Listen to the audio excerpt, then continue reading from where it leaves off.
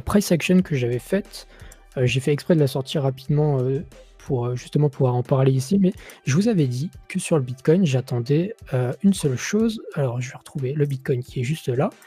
J'attendais qu'on chasse ces lots ici pour me sentir confiant dans le marché, en tout cas pour, si jamais ça pump, de me dire que le pump est durable. Maintenant qu'on l'a fait, donc moi mon scénario c'était plutôt de voir un range pendant l'été et d'attendre un petit peu avant de faire cette chasse de liquidité. Bon, le marché a décidé, à cause de tout ce que vous connaissez, de Mt. Gox, du gouvernement allemand, du gouvernement états-unien qui décide de vendre quelques BTC, en tout cas de les déplacer. Ça a commencé à FUD pas mal, et donc du coup on est venu prendre cette zone de liquidité. On est même venu sur la zone, le dernier trait bleu ici, qui était pour moi la zone optimale si jamais on voulait se retourner ensuite. Donc on a chassé, et maintenant le truc qu'il faut attendre pour ne pas être bearish à mi-terme, c'est de reclaim cette zone bleue en tant que support. Et si jamais on s'en sert en tant que résistance et qu'on recommence à partir en bas, là par contre ce sera pas bon du tout. Mais en tout cas on a fait une price action en weekly qui, mince, alors attendez, si j'évite de tracer des traits partout ça m'arrange. En weekly, pour le moment on n'est pas trop mal. On a chassé ici, on a beaucoup d'absorption dans cette zone là. La clôture de demain va être capitale. Si jamais on clôture au-dessus des 59 000, dans les zones des 59 000 $, il y a de bonnes chances qu'on ne dump pas plus. Par contre, si jamais on clôture en dessous, attention les mirettes tout de même. Il ne faudra pas crier trop vite victoire, parce que ça peut dire que le dip n'est pas fini. Ensuite, par contre, on a autre chose qui est intéressant. Tout de même, il n'y a pas que Bitcoin, même si Bitcoin est très intéressant. Alors, est-ce que je l'ai sur le BLX? Non, je vais le reprendre sur le Bitcoin classique. Paf. Ce qui, moi aussi, m'arrange dans cette zone de prix, c'est que techniquement, alors il faudrait peut-être que alors je suis en algorithme, tac. C'est que techniquement, on est plus ou moins pas mal et qu'on se sert des 38.2 en tant que support de toute la hausse. Pour le moment, on n'a pas encore totalement touché, ça aurait été mieux de toucher, mais fondamentalement, on peut considérer que cette zone a été retenue comme support, donc les 38.2, zone de premier arrêt, dans une tendance haussière pour aller plus haut ensuite. Et fondamentalement, ce dip qui fait moins 25%, c'est un dip classique sur le marché, donc je trouve qu'on a beaucoup de corrélations qui commencent à me faire dire que ce dip peut être terminé. Mais c'est pas totalement fini. On a des choses un peu plus intéressantes, notamment le total 3, qui est donc le total 3, le total des altcoins. Donc, moi j'enlève les stablecoins, mais ça c'est. Alors, excuse-moi, je t'interromps. Je crois que c'est. Enfin, j'ai appris ça il n'y a pas longtemps. Je crois que c'est le total des altcoins, mais du top 250. Enfin, c'est une toute petite. Alors, on m'a déjà dit ça, et je crois que c'est faux. Voilà. Ok. Mais je sais pire, plus si on en avait parlé, mais je l'avais vu repasser sur Twitter, je crois. C'est top 125. Top 125, ok. Bon. Sûr. Okay. C'était sûr, on part là-dessus. Mais de toute façon, c'est 90% de l'argent. Hein. Le reste est négligeable et ça change pas l'analyse. Mais si on reprend en weekly, tac, et ben on est en train de faire une bougie tout simplement exceptionnelle à mes yeux. Et si on clôture comme ça, et que Bitcoin, lui, continue à être un peu faible, je pourrais peut-être même parier sur une altcoin season. Pourquoi? Tout simplement parce que, en fait, on tient tous les supports sur les alts. Sur les plus gros alts, en tout cas, on est en train de tenir tous les supports. Et il y a beaucoup de charts d'alts qui ont cette espèce de marteau-là en weekly. Forcément, hein, si le Total 3 fait ce marteau-là, les alts font ce marteau-là. Enfin, j'apprends rien, je vous apprends rien, mais ce marteau, si on clôture comme ça demain, c'est pour moi très bullish pour la suite, ou en tout cas qu'on peut peut-être voir un reverse dans cette zone-là. Et qu'on pourrait s'en servir comme support pour ensuite reprendre un petit peu de hauteur, ce qui ne serait pas de refus sur les alts. Mais en tout cas, si jamais Bitcoin décide de range, ou en tout cas de tranquillement repartir à la hausse, c'est pas impossible qu'on ait une super performance des alts. Voilà, c'est quand j'ai vu la corrélation entre les deux, où je vois le marteau sur le Total 3 qui est beaucoup plus fort que le marteau sur le Bitcoin, je me dis que peut-être, pourquoi pas. Surtout que si on regarde la Bitcoin dominance qu'on a cassé, hop. Donc on avait cassé la trendline la semaine dernière. On avait dit que la trendline avait été cassée. Pendant ce dip un petit peu soudain sur Bitcoin, on a eu une bougie qui est venue au-dessus, mais techniquement la trendline, on s'en sert en tant que résistance. Donc pour le moment, mon biais, c'est toujours de dire que les alts vont avoir une surperformance par rapport à Bitcoin. En tout cas, pour le moment, il n'y a pas de raison de penser que Bitcoin pumpera un peu plus. Donc voilà, moi mon biais se base beaucoup sur une surperformance des altcoins en tout cas. Je ne sais pas si les gens seront d'accord, si même vous les gars vous êtes d'accord ou pas. Ça se trouve j'ai totalement tort, hein, il y a des choses, je peux totalement me tromper, mais en tout cas moi je suis ultra serein sur les altcoins. Enfin, les graphiques sont très très beaux. Ah, il est là la charte que je cherchais avec les 38.2. Hop, les 38.2 sur le Total 3. Pardon, sur le Total, pas le Total 3, donc la capitalisation totale des cryptos, qui a servi de premier arrêt. Et qui dit premier arrêt dit que techniquement, on n'a pas besoin d'aller plus bas et qu'on a fait un retracement sain dans une tendance haussière. On a pris moins 30%, quelque chose comme ça, voilà. Donc, techniquement, tous les feux sont ouverts pour au moins latéraliser et mieux si affinité.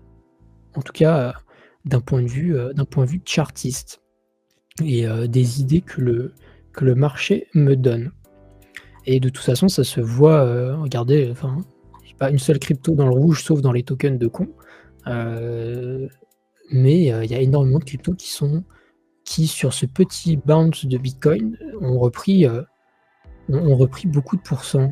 Si je prends Bitcoin ici, vous voyez, Bitcoin a repris quelque chose comme 7-8%. Et il y a énormément d'alts qui ont pris beaucoup plus que ça. Hein. Sur le dip, Caspa 16%.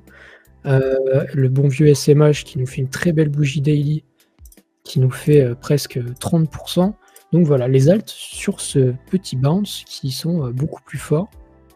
Donc voilà, chacun tire ses propres conclusions sur ce marché. Si jamais le chat, vous avez des tokens qui vous intéressent, que je peux parler spécifiquement, sinon je vais en survoler 2-3, même vous les gars, si jamais il y en a qui vous intéressent, mais peut-être Mathis le Pendle. Pendle qui est venu sur une nouvelle zone. Je crois qu'il n'a pas perf de fou. Il a fait une performance. Il a quand même pris. Après, regarde le TH. Le TH un peu plus ultra corrélé, frère. Ouais, tu vois. Voilà, c'est ultra corrélé. C'est assez faible. Les deux. Moi, je pense que les deux sont assez corrélés, donc ça me choque pas. Regarde peut-être Anchor, des trucs comme ça. Anchor qui doit se trouver quelque part. Là. Anchor qui est faible. Hein. Donc voilà, tous les alts sont pas en train de se performer, même si grosso modo on a au minimum les mêmes performances que sur Bitcoin. Donc pourquoi pas, il y a des trucs qui surperforment. Le BounceBeat, alors BounceBeat c'est toujours un projet pas ouf, mais ça a le mérite d'être shield par Binance, donc ça peut être objectivement pas un mauvais play. Bon, après chacun choisit ses propres trucs. Mais donc voilà, en tout cas les mêmes coins, pareil, hein, qui reprennent vie, hein, le PP qui reprend 30% depuis hier. Donc voilà, pour le côté de chartisme, moi je trouve que cette surperformance court terme des alts, alors soit ça veut dire qu'on va dip encore plus et qu'on a besoin de rect, plus de gens, soit ça veut dire qu'on peut peut-être avoir une altcoin season corrélée à tout ce que j'ai pu dire avant. D'ailleurs, ETH BTC hein, qui consolide sous résistance pour le moment, et ça ne demande qu'à partir en haut. Donc voilà pour les petites analyses techniques macro. Après, si jamais dans le chat vous avez des tokens qui vous intéressent, n'hésitez pas évidemment. Et SMH, j'ai envoyé sur le Discord, je leur ai dit c'est bizarre, personne n'a encore envoyé de message. Je pense que les gens ont arrêté de regarder leur bag. tac. J'avais dit le SMH ici. Donc voilà, hein, que dire. Très belle bougie, belle recovery. Anker, faisons un petit tour sur Anker. Hop. Anker qui a objectivement pas une belle charte, hein, mais bon, comme 80% des altcoins dans tous les cas. Il a beaucoup deep. Il faudrait regarder si on n'est pas dans une belle zone de retracement long terme, peut-être. Oh, si. Bah, si, hein, que dire.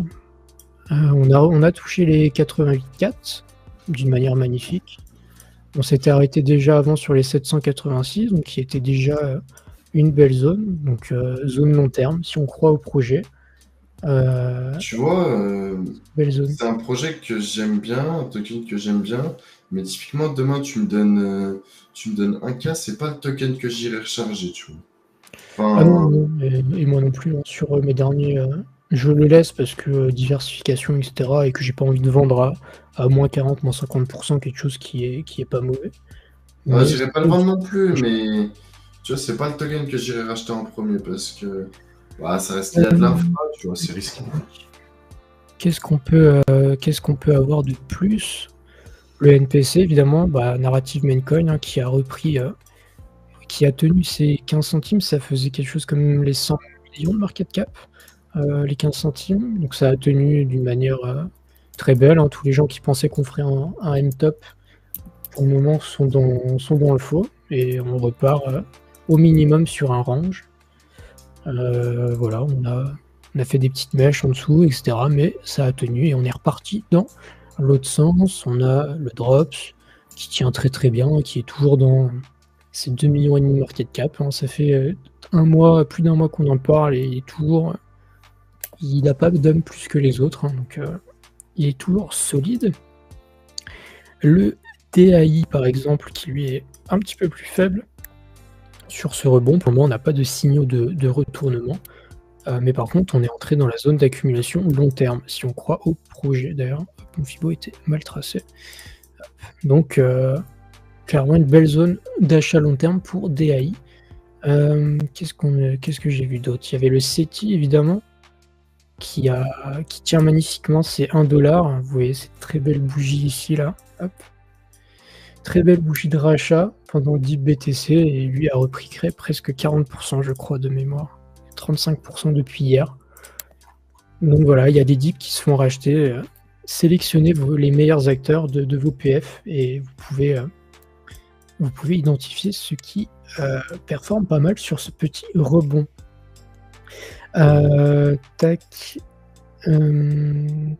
Fluence qui pareil a un beau rebond. Il n'y a pas encore de chart vraiment de retournement, etc. Par contre, on reste, la performance là à court terme peut être significative. En tout cas, voilà pour l'analyse technique. Est-ce qu'il y a d'autres tokens qui peuvent être intéressants? En vrai, je pense avoir fait le tour. C'est surtout la macro crypto qui est intéressante avec ce beau rebond des alts versus Bitcoin. Enfin, en tout cas, d'une partie des alts versus Bitcoin. Tac. Ça vaut pas Pepecoin. L'original ou la V2? C'est la vraie question. Le crypto total hors top 10 est aussi bullish, je trouve. Je sais pas c'est quoi le ticker pour regarder si jamais tu l'as CCP. Je me ferai un plaisir de lire, mais ça doit être corrélé avec le total 3 que je montrais tout à l'heure, je pense. Et tu mates les charts sur quel site? TradingView pour tout ce qui est sur Exchange et Dextool qui est pour tout ce qui est on-chain. Voilà. Ce qui est le plus classique, même si DexScreener, je crois, est plus utilisé que Dextool. Mais Dextool, je le trouve un petit peu plus user-friendly. Mais bon, c'est plus un choix personnel qu'une surperformance de Dextool. Donc voilà pour l'analyse technique. J'espère que ça vous rajoute un petit peu de baume au cœur, parce que moi, beaucoup.